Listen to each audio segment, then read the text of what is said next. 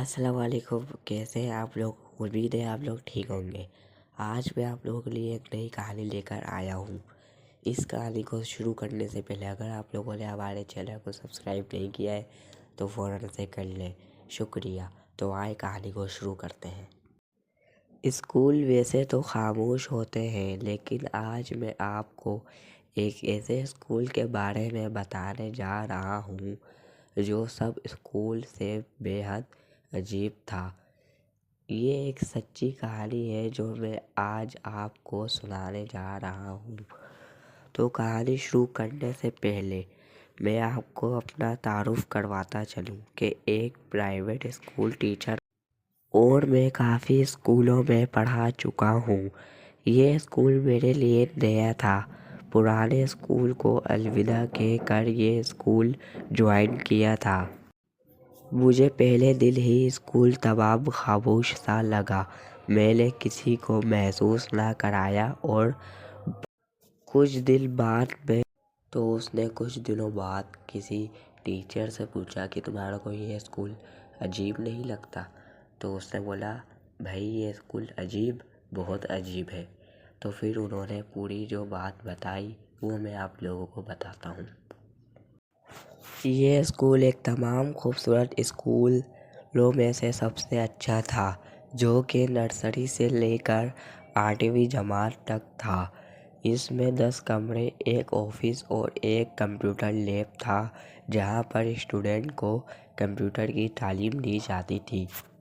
وہ فل air condition تھا اور اس کے باہر گیلری تھی جو کہ ساری تصویروں سے بھری تھی، جس پر ان سب کی تصویریں تھیں جو کچھ نہ کچھ اس اسکول میں کر چکے، جیسے کہ جو چیف جنرل وغیرہ تھے وہ سب۔ میں آپ کو بتاتا چلوں کہ اس اسکول کا جو مالک تھا وہ دعوت اسلامی سے تعلق رکھتا تھا، جو ان کو چندہ لے کر دینے یا تبلیغ دین اسلام میں مدد کرتا تھا۔ تو اس کے پاس دعوت اسلامی کا طالب علم آتے رہتے تھے۔ ایک مرتبہ ان کے پاس ایک طالب علم تبلیغ کے حوالے سے آیا، جس کو واپس جانے میں دیر ہو گئی۔ تو اسکول کے مالک نے اس کو کہا کہ آپ کو بے حد دیر ہو چکی ہے، آپ آج رات ہمارے اسکول میں گزاریں اور کل صبح ہوتے ہی واپسی چلے جائیں۔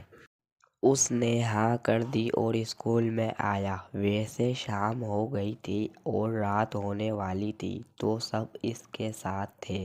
گرمیوں کا موسم تھا اور ہمارے شہر میں رات 12 بجے بجلی آتی ہے، تو سب اس انتظار میں تھے کہ بجلی آئے تو ہم گھر جائیں اور ایک طالب علم کو اسکول میں اے سی چلا کر دے کر ہم سب گھر جائیں۔ 12 بجے تک تو وہ سب اس کے ساتھ تھے، لیکن جیسے وہ گئے اس نے دیکھا جیسے ہم اس طالب علم کو رات کے 12 بجے اس کو کھانا کھلا کر اور بستر وغیرہ دے کر اس ویران اسکول میں اکیلا چھوڑ کر چلے گئے، کیونکہ اسکول ہمارے گھر سے تھوڑا ہی دور واقع تھا۔ تو ہم اس کو کہہ کر گئے تھے کہ اگر کوئی بھی ضرورت ہو تو فون کر کے بتا دیجیے گا۔ یہ کہہ کر ہم روانہ ہو گئے۔ اور پھر جیسے ہی ہم صبح اسکول آئے تو کیا دیکھا، وہ طالب علم اس کمرے کے ایک کونے میں ڈر سے مارے کانپ رہا تھا۔ ہم نے حالت معلوم کی تو اس نے بتایا، جیسے آپ اسکول سے گئے تو میں نے سونے کا سوچا، کیونکہ مجھے فجر کو اٹھنا تھا، تو میں نے جلدی سونے کا پروگرام بنایا۔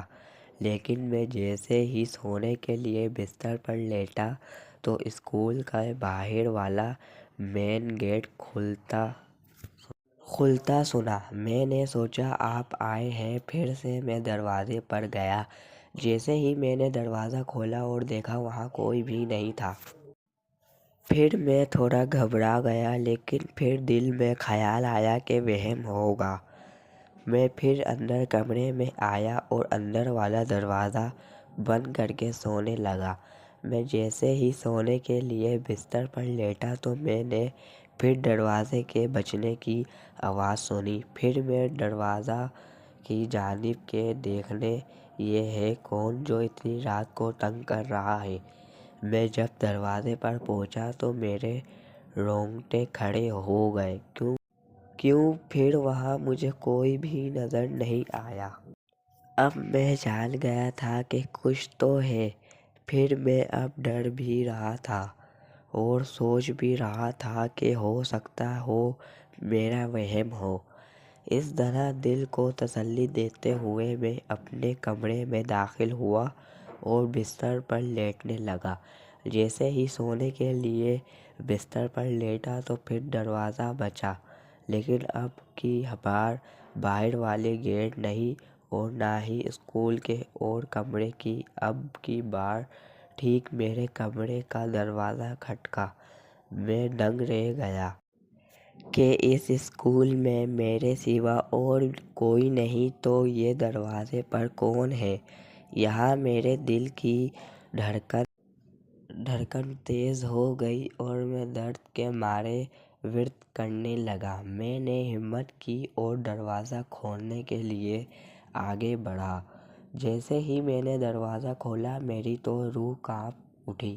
گیلری میں جتنی بھی تصویریں لگی، کرنل جزل، انوینٹر، ڈسکاؤنٹ، جن میں کچھ تو حیات تھی لیکن زیادہ تر مر چکے تھے، وہ سب زندہ ہو کر میرے سامنے کھڑے تھے اور مجھے کہہ رہے تھے، باہر نکلو، تم سے بات کرنی ہے۔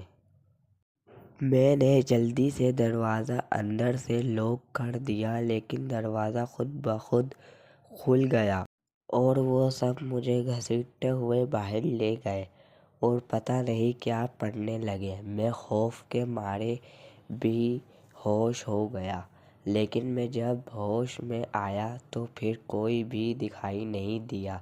میں نے اپنا موبائل بے حد تلاش کیا لیکن نہ ملا۔ پھر جب صبح سورج طلوع ہونے کے بعد میں باہر نکلا تو وہ صحن میں گرا ہوا ملا۔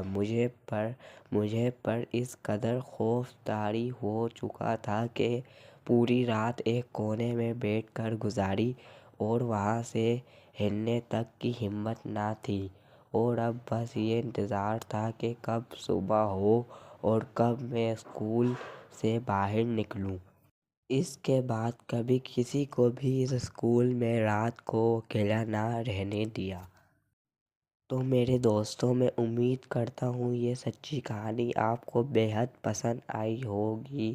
اپنی رائے سے ہمیں آگاہ کریں اور ملتے ہیں پھر مزید ایسے ہی سچی کہانیوں کے ساتھ۔ تب تک کے لیے اللہ حافظ۔